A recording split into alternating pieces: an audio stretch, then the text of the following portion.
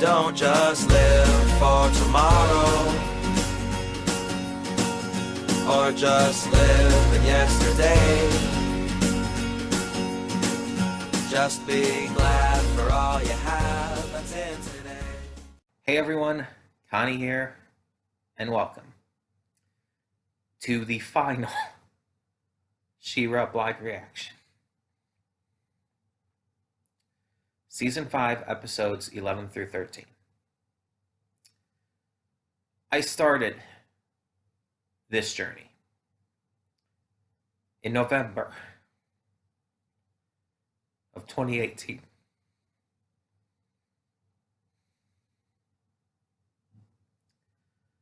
And I didn't know how far I was going to get into this series. I didn't grow up with She-Ra. I watched He-Man occasionally, but I didn't even technically grow up with that as a big thing for me. So I didn't know if I was even going to like this. And now we're here at the end. And I'm crying. Because despite everything, despite all the places this show could have gone, all the things this show could have done, all the things it could have not done, or all the places it could have not gone, despite everything, it's one of those series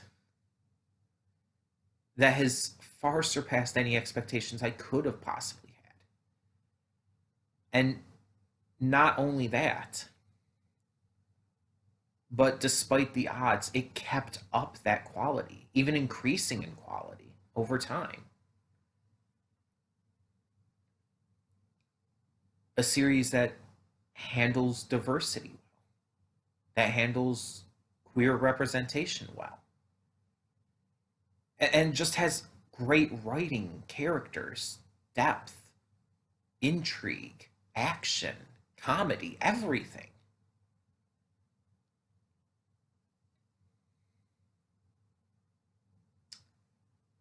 And this is the end.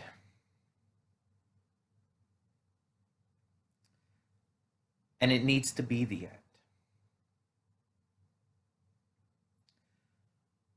I know people have rallied on social media, especially Twitter, for a movie, feeling that there should just be more, that they want more of She-Ra. But I don't think that's a good idea. Because honestly, this is where it needs to end. This series has been building up since the beginning to something big, and this is it. Doing anything beyond this would feel forced and unnatural. And I don't even know how these final 3 episodes are going to go. But at this point, with how this season has gone, this is the end of the series, and it should be. It should remain as such.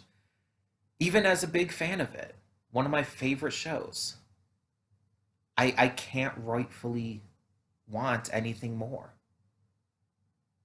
Would it be cool to have more? Sure. And could more still end up being good? Yeah, of course. But I don't think we need more, and I don't want more.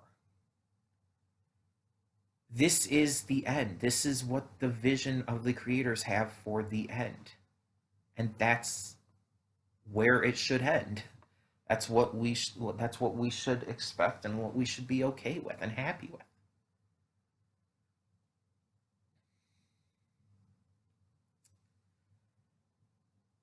As I've stated in the past as well, I do know about something coming. And since it's the final reaction, I'll just say it here. No reason hiding it any longer. Though I assume you all knew what I was probably talking about. I know about Cachorra.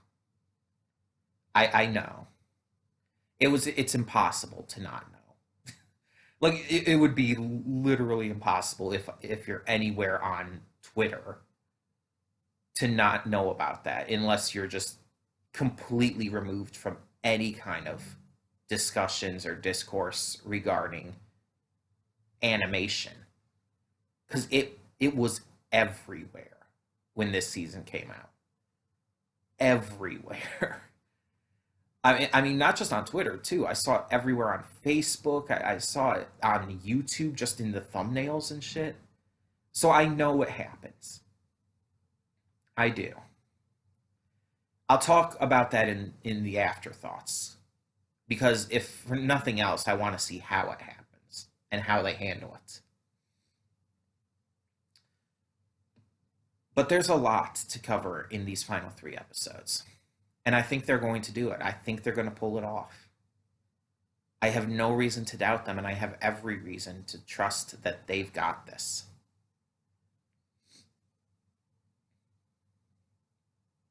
It's both exciting and sad to be at the end of a series, to see how they close out something that's meant a lot to so many people. It was the same when MLP ended. Those of you who watched that reaction, I bet you remember how much I cried in that, especially at the end. And I'm sure I'm going to cry more in this. Unless I can somehow manage to hold it in.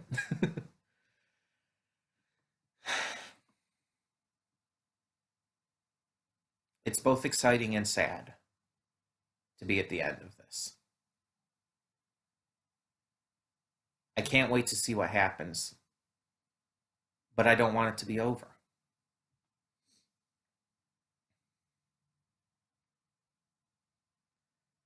But, like MLP, even with it ending, I mean, technically it's been over for a while. You know what I mean? With it ending, that doesn't mean that it no longer matters. It doesn't mean that I have to stop being a fan or I have to move on from it. I will always be a fan of the series, just like with MLP.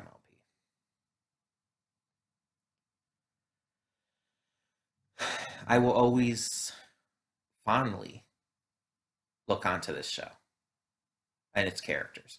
And I've been watching it with my sister and brother, and it's like they're enjoying it too. They're having fun with it too. And so it's like I get to watch it again because of that. So there's plenty to work with here. And I'm very, very happy to have discovered this show.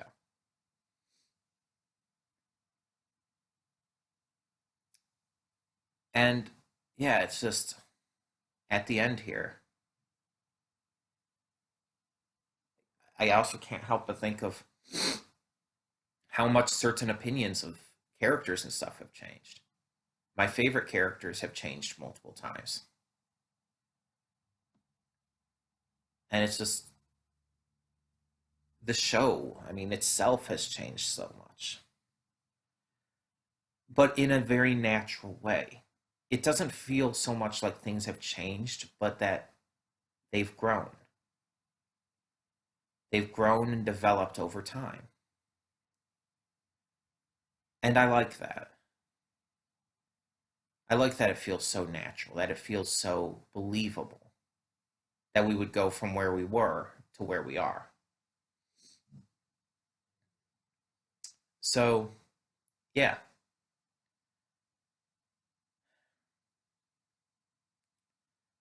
As I said, I am both excited and sad. But I will, without question, hold the series in high regard. No matter how this ends. But I am hoping it ends well. Because if this ends to a very good enough degree, it could impress me beyond even what I'm expecting. 3 episodes. And then it's over. Only 3 episodes. When the screen fades to black, pause this redirect and go to the description below. Follow the link to the reaction, and after you watch it, come back here to the redirect and resume play. Because after it fades to black and then it fades back in, everything from that point forward will be my afterthoughts and will contain spoilers to the episodes. That being said, thank you so much for tuning in. And yeah, for now, I will see you at the reaction. And we are back, and we'll begin with spoilers in 3, 2, 1, now. So, before anything, I've been vocal about preferring the ship of Adora and Glimmer over Catradora. I feel her and Glimmer had much better chemistry. Not saying there wasn't chemistry with her and Catra. There definitely was, since the very beginning. and it was very much heading in that direction since the very beginning. So, like, even though I knew going into this that they got together, it's like that it never surprised me. I always kind of expected it. My issue was always the fact of all the evil Catra had done. The fact that she was behind the death of Angela. All the horrible shit she did. It's undeniable, and nothing will make up for that.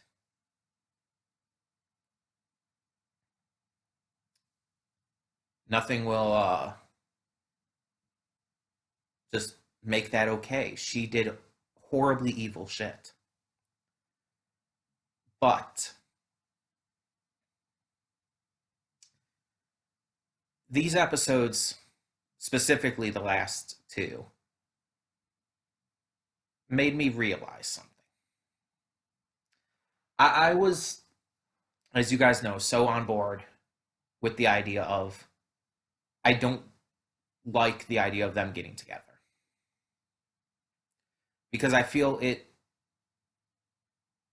it kind of minimizes an abusive relationship. And kind of like,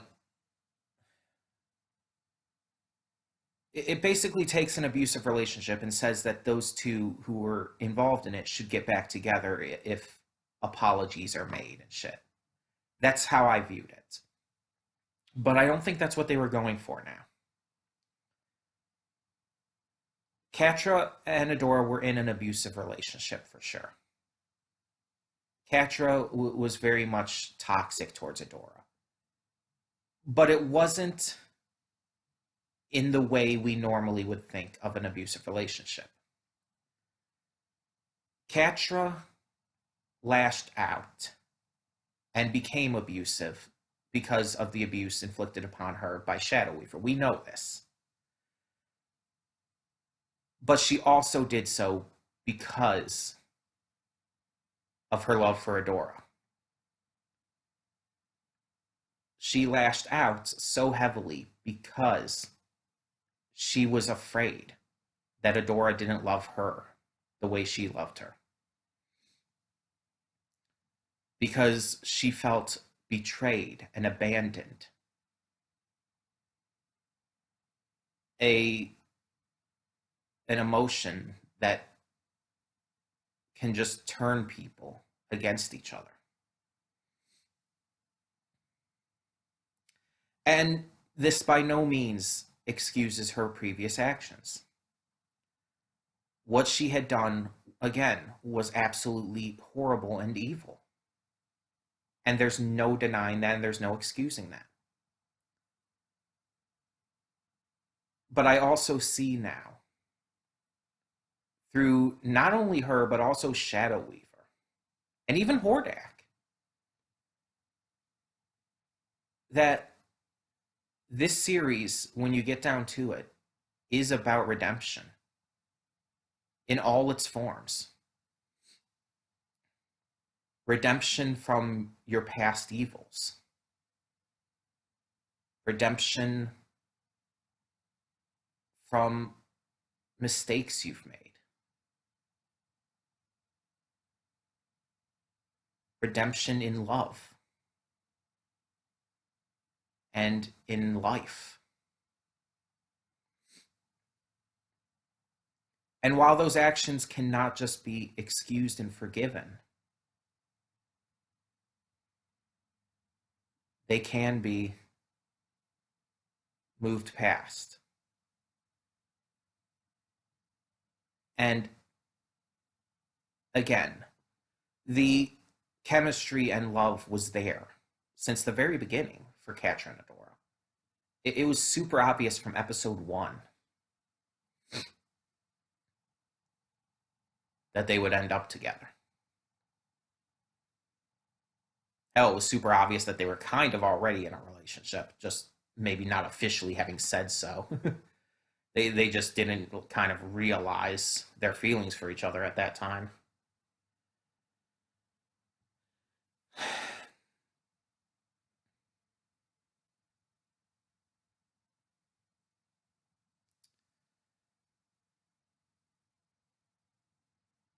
Catra redeemed herself beyond a shadow of a doubt.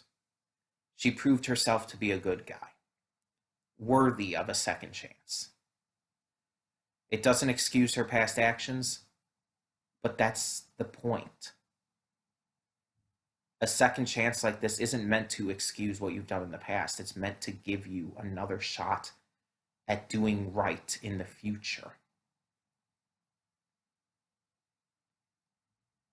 I was honestly so hung up on the horrible shit she did. And again, it's still horrible, but I was so hung up on it that it clouded my own perception of myself. I've talked about it plenty on the channel and on social media and all, but I used to be terrible. I believed things, I said things, I did things that, looking back on, I realize were just absolutely destructive and evil and horrible. I've worked so hard for the past like half a decade to fix myself, to become better. Not for myself, but for those I've hurt.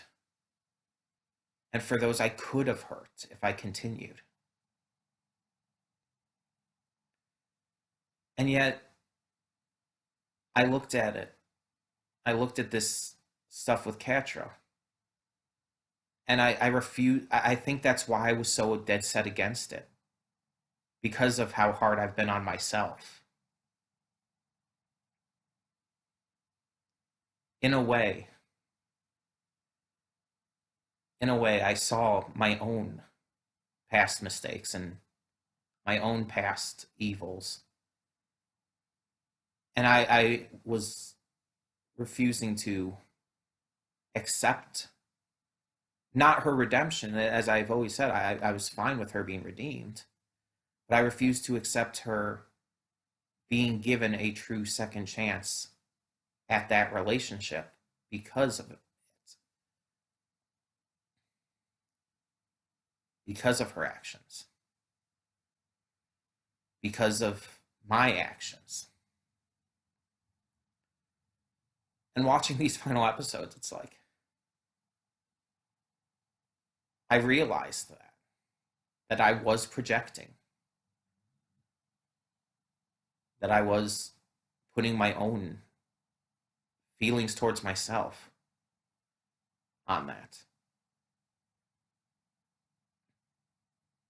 And just like I'm trying to get better and working my ass off to do so, so was Katra. And so many people have forgiven me and given me second chances, and why couldn't I do the same? So I was wrong. And while I still stand by that I prefer Adora and Glimmer as a ship, I'm fine with this. In fact, I'm not only fine with this, I celebrate this. As so many people have pointed out since this season aired on Netflix, however long ago that was, so many people have pointed out how big of a deal this was for queer representation, how important this was. And I stand behind that. I celebrate that. That kiss was monumental. It was important. But it's not just Katra and Adora. The reason we celebrate it so heavily with them is because they're the main characters, but there's other characters in the show, important characters, who go through all these queer relationships and genders and everything. You have non-binary character, you have a trans character, you have two lesbian wives, you have multiple other relationships that are maybe not 100% canonized, like Perfuma and Scorpia, or the throuple of Lonnie, Rogelio, and Kyle that weren't 100% canonized in the show, but are definitely there. You have all this stuff for representation in this series. And it's always been like that. Again, since season 1. The series has been heavily inclusive of queer representation, of body type, of race, of so much. This series is important. But it's also really fucking good.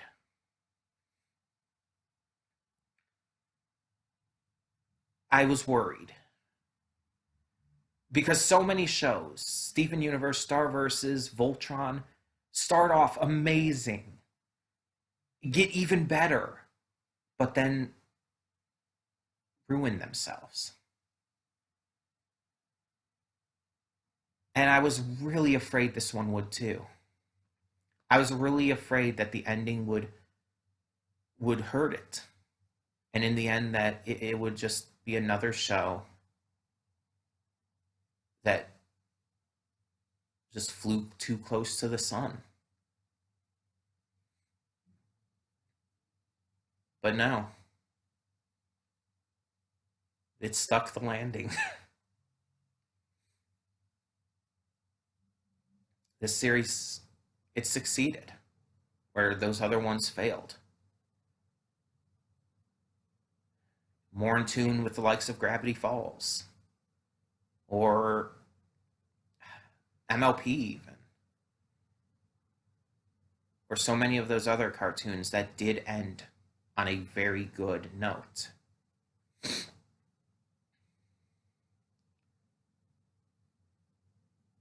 And some people might try to say like the final confrontation battle with Horde Prime was anticlimactic, that not much actually happened and it was too easy to take him out.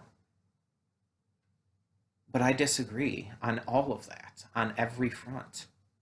This final battle felt extremely climactic just because there wasn't some long lasting, like ongoing fight for like half an episode at least between She-Ra and Horde Prime.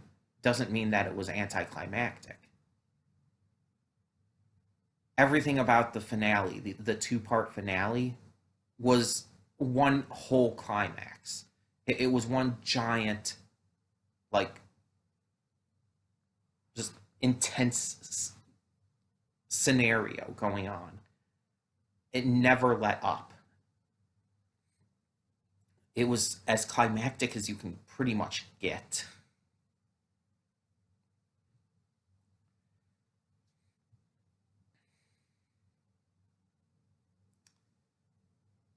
And in the end, evil was vanquished.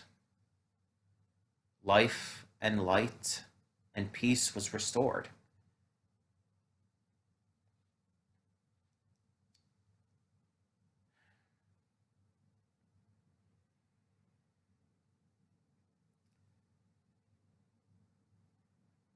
I never expected back in November of 2018 when I started this that the series would be like this.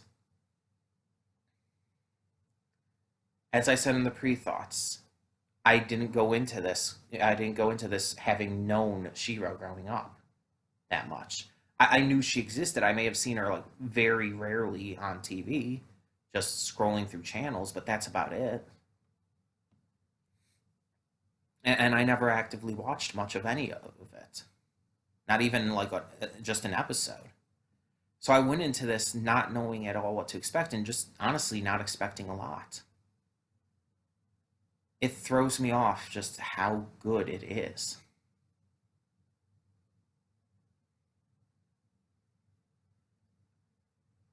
And how good it ended. And again, how important it was. And every character had their part to play. While some, yeah, were mind controlled during the big climax and everything, they had plenty of time to shine throughout this series. Remista, Scorpia, even Micah got some time to shine prior to his being taken over and everything, since he came back and all.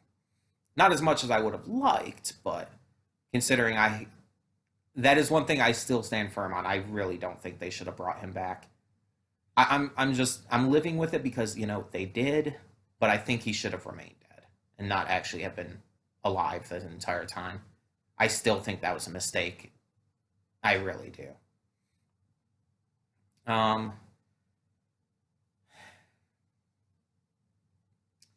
But the one I want to highlight here is Entrapta, actually.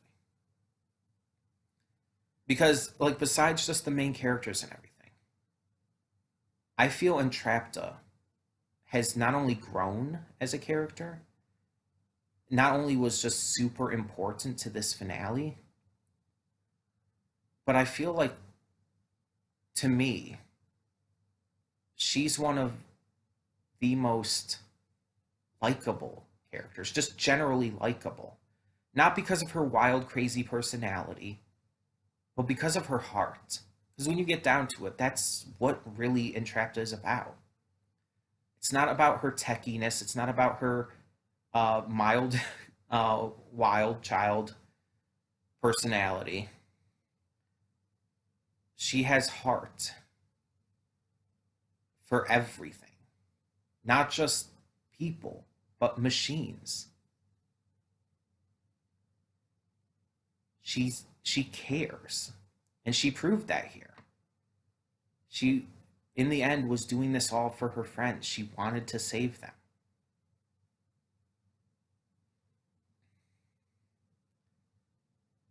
And I think that her portrayal, as has been said by plenty of people, can be seen as autistic. And I think that it's a wonderful representation as an autistic person myself. And even Seahawk got a moment to shine, confessing his love to Mermista and saving her. Like, it was another thing that's just been super obvious since the beginning. Like, I mean, hell, they went to the ball together. They went to the princess prom together.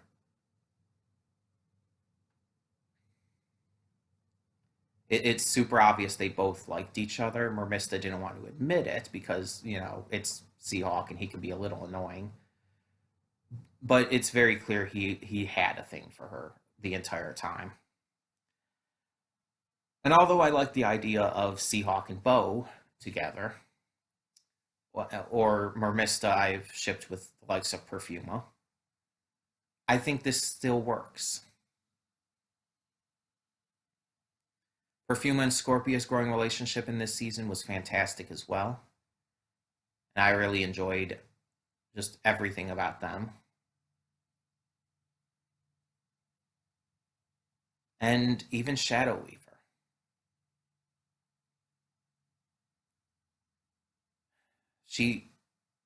She was trying to do good.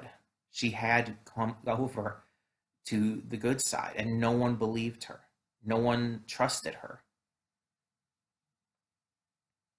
And she was not doing well at it all the time. She was having trouble expressing this and was clearly showing that she was still kind of falling into her old ways, even if just by insulting people or not revealing everything. But in the end, she did truly desire to save this world, to save Ethereal, and gave her life to do it. We finally got to see what was under the mask. We finally got to see her face. The face that was scarred by her own greed. And we see it at the end, when she sacrifices herself for the sake of others. Just like Catra, she redeemed herself. It doesn't excuse her past actions at all, but it was still redemption.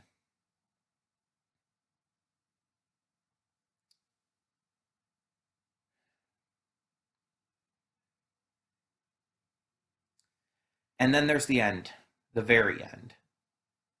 They talk about bringing magic back to the universe and going on one last mission. This is why people probably want there to be a movie, because there's a hint that there is more to do. Because there's a little bit more that's, you could kind of say, teased.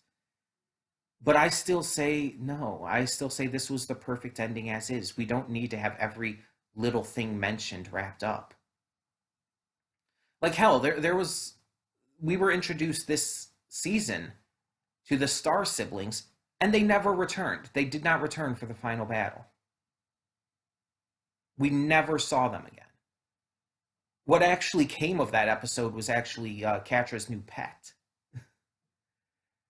Or wait, that wasn't even the same episode, was it? Shit. So nothing came of that episode. Or was it this? I don't even know anymore. But the point is, nothing came of them. They were just random characters added in, which kind of sucks because of the representation through them of the trans male character. But I can't remember his name right now. It sucks that they didn't come back. Even if just a cameo, it would have been appreciated. But yeah, they were kind of just thrown in there. So that is one thing about this final season and everything that I will say is a negative. They could have done better on that.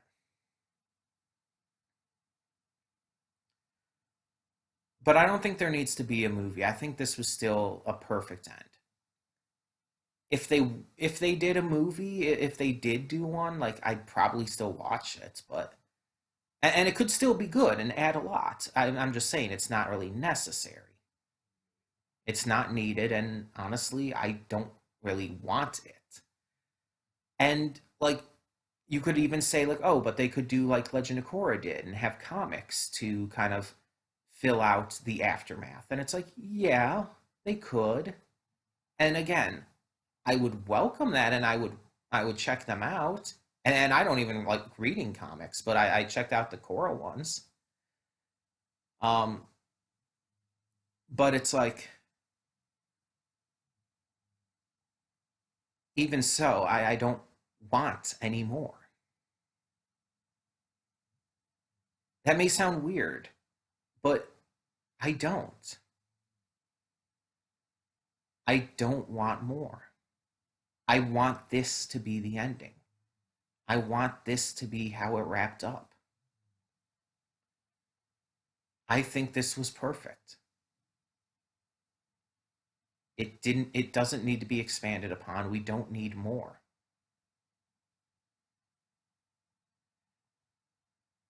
And again, it had a couple little issues here and there, but for what it did, it did well. And I'm more than happy about how it ended.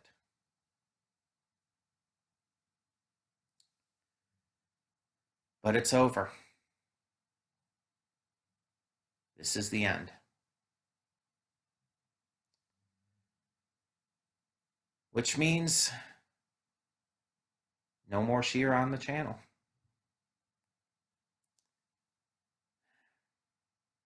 Nearly 3 years. Well, nearly, I say, but it's still only February. It'll be 3 years in November since I started. So little over 2 years, let's put it that way. Little over 2 years since I began this journey.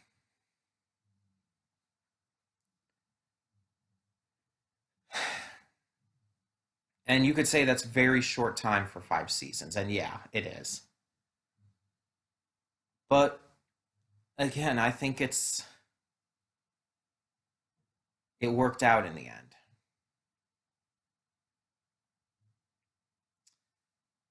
And although I'm sad to see it go, I'm happy for what we had. So we say goodbye. But with She-Ra leaving, we welcome back RWBY Volume 8. RWBY Volume 8 will be back next week. Next Saturday, it will be replacing the She-Ra time slot just right away. So we will be getting back to that, and I'm very, very excited for that because I love, love, love, love She-Ra. But RWBY is still one of, like, even further, one of my favorite shows of all time.